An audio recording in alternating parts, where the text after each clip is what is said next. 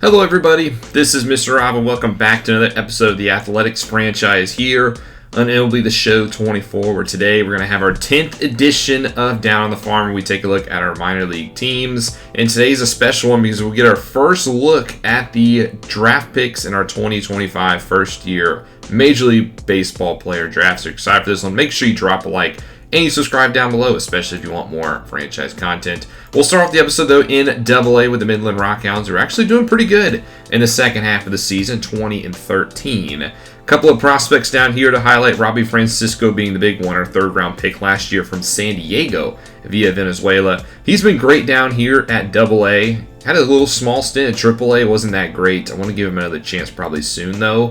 He's a guy that I think could be in the majors maybe next season. He is our 61st best prospect in all of baseball. The other guy to look at is Clark Elliott, not as highly touted as Robbie Francisco, but still a good player nonetheless. I thought Elliott would maybe make a run at the majors this year, but he struggled in AAA.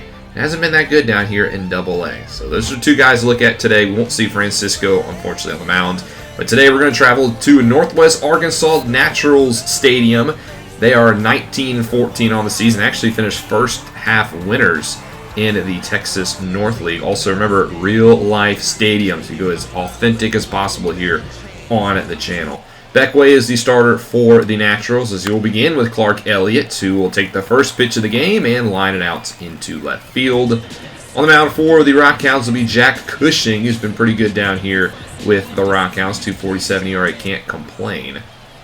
He gets through the first inning of his 1-2-3 as he gets man to fly out to center field to end it. We'll stay with Cushing, though, on the mound here, bottom second, as Peyton Wilson leads off for the Naturals, and he's going to crush the first pitch of the half inning deep into right center, and it's going to bounce up against the wall.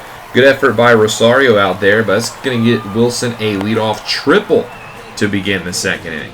So Naturals already threatening. The next batter, Rodriguez, will ground this one over to second, where Jeremy Ironman will put him away. The Naturals do get the first runner of the day. Next batter will be Devaney, who will crush the 3-1 pitch deep into left field with some carry, and it's out of here.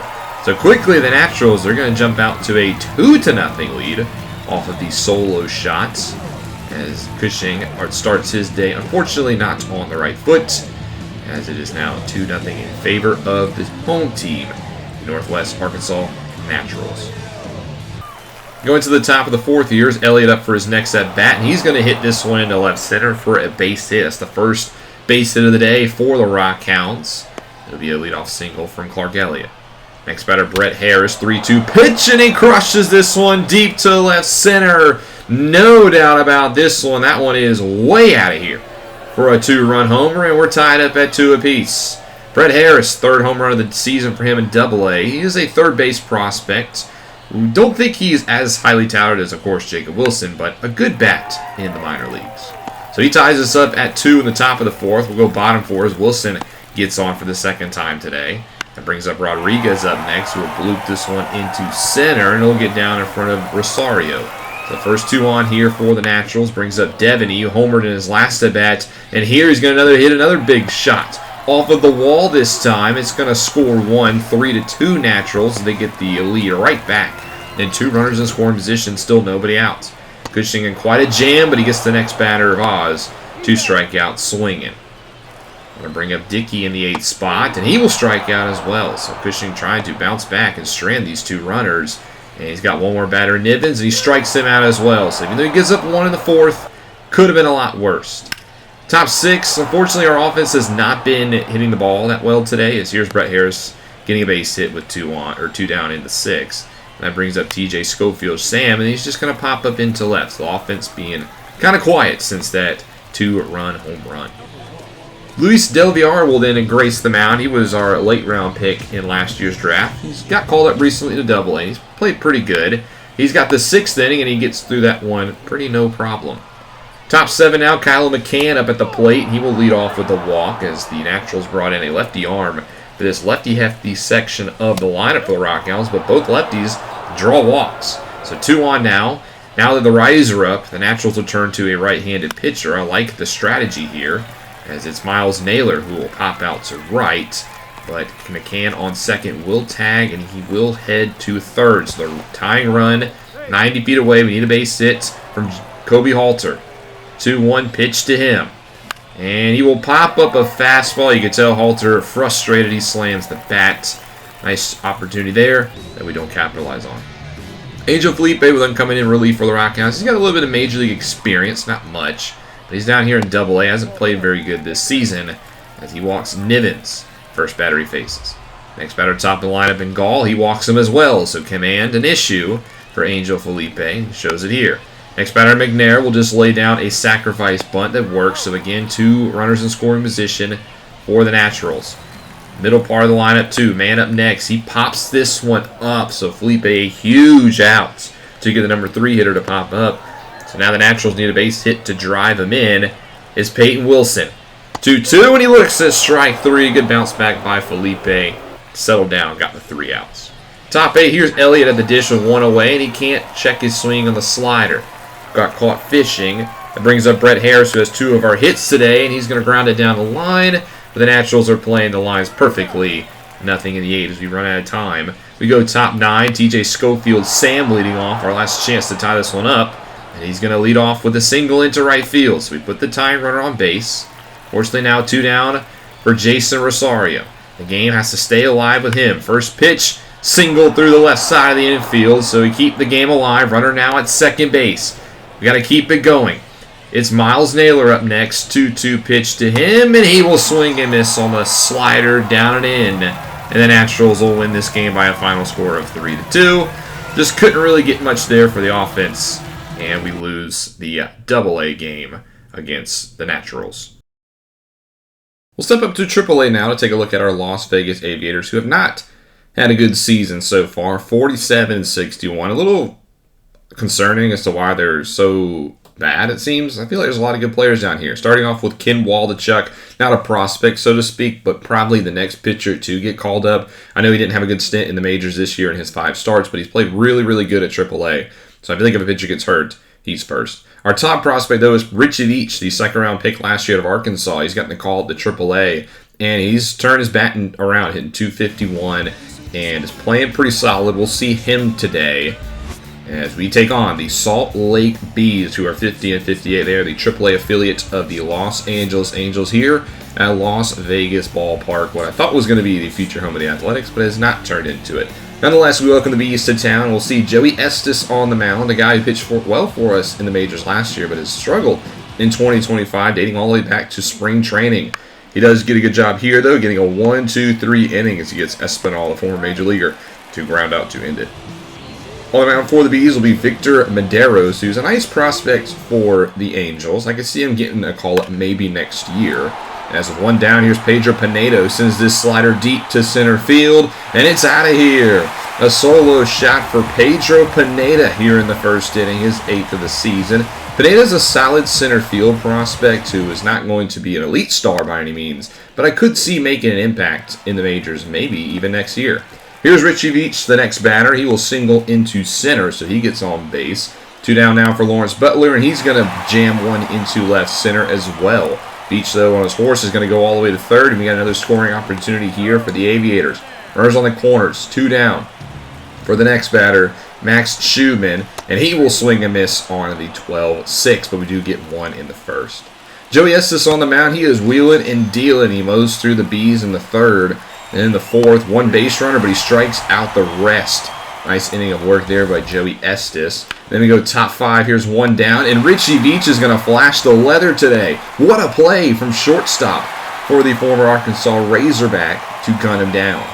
Fortunately, since the first inning, though, the offense has been relatively quiet. As here with 1 down is Cooper Bowman, and the designated hitter will get a single. Now 2 down for Richie Veach, and he will chop one over to short. So Medeiros has really settled into this ballgame, just needs the run support.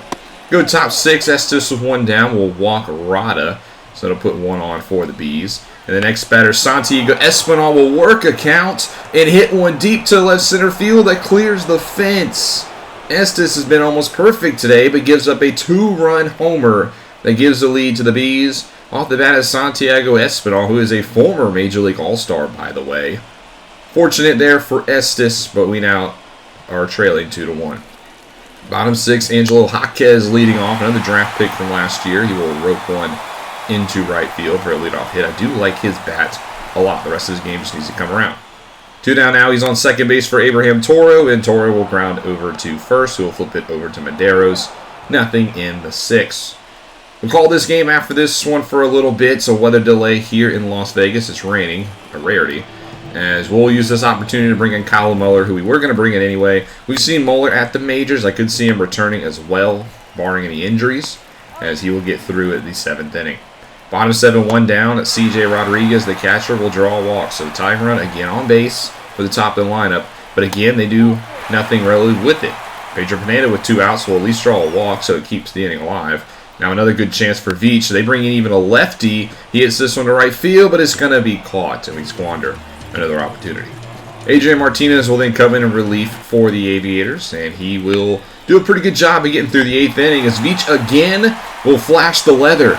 Not known for his defensive capabilities, but he showed it today. But unfortunately, the bats continue to struggle. Schumann strikes out in the 8th, and then we go to the 9th inning. Our last chance is 2 down for Rodriguez going up against Herget, and Herget will get him to ground out to second base. And we lose this game by a final score of 2-1. So despite a good start in the first inning, we did nothing since then. And we lose this one at 2-1 to the Bees, unfortunately, to end the gameplay episode of this series. Medeiros gets player of the game despite giving up the home run. Good poise from him for not letting them rock him. But now to the exciting part. Let's take a look at our draft picks to see their official ratings. And here we go. We'll start off looking at them. As you can see, nothing really major. We have 1 player in the blue, but other than that, pretty pedestrian across the board. Obviously, we didn't sign Rene Ortega, so we don't know him. We'll see him probably in the draft soon. But yeah, not the most flashiest class. Starting off with Charlie Rowe, our 4th overall pick. He's an 18-year-old from Jamaica. He's got a good bat. I think his ceiling is not necessarily high defensively, but I think he could be a pretty solid first baseman designated hitter. So I don't think the C potential is really all that bad.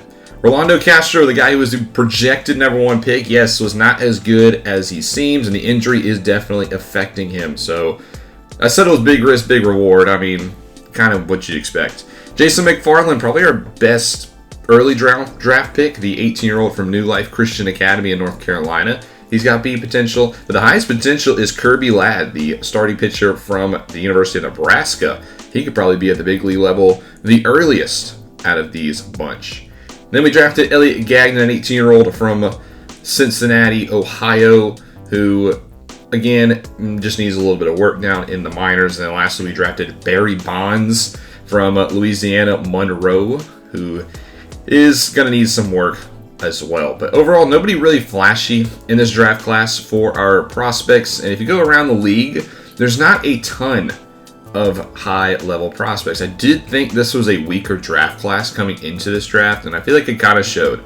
There are some good players. There's just not as many. Ron Merrill and Garrett Rogers on Chicago. The White Sox had a pretty good draft for them. And then we go over. Most of the top players, though, got selected in division. Here's Ollie Graham, the guy we were going to take at number 4. He got drafted at number 3 by the Royals, and yeah, he's pretty good. He would have made an impact really early on. Johnny Tatum to the Twins. Then you get into our division, and the Astros hit on a first-round pick. Milt Roach, the 18-year-old, has a potential. He's already a 74. We could see him at the majors as early as next year. So good job for the Astros. And the Angels, they took Bo Reeves, another even higher potential starting pitcher. So 2 guys at 18 years old we could see next year in our division. That's not going to be fun.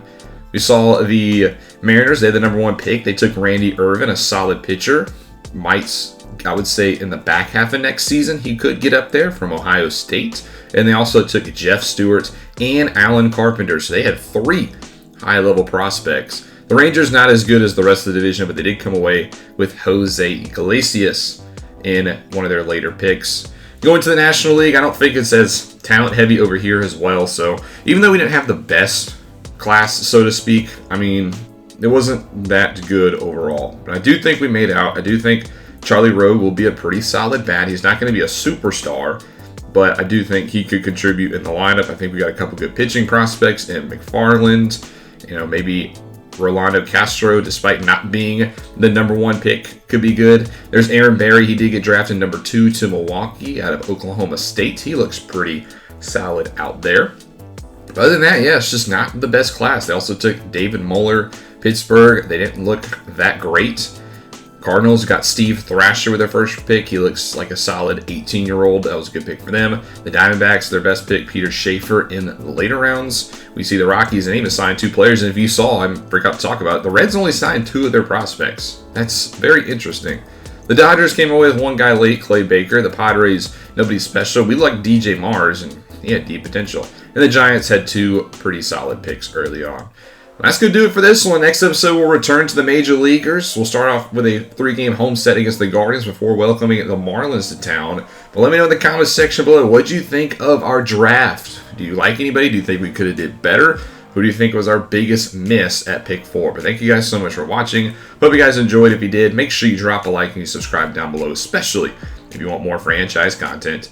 This is Mr. Rob, and I'll see you in the next one.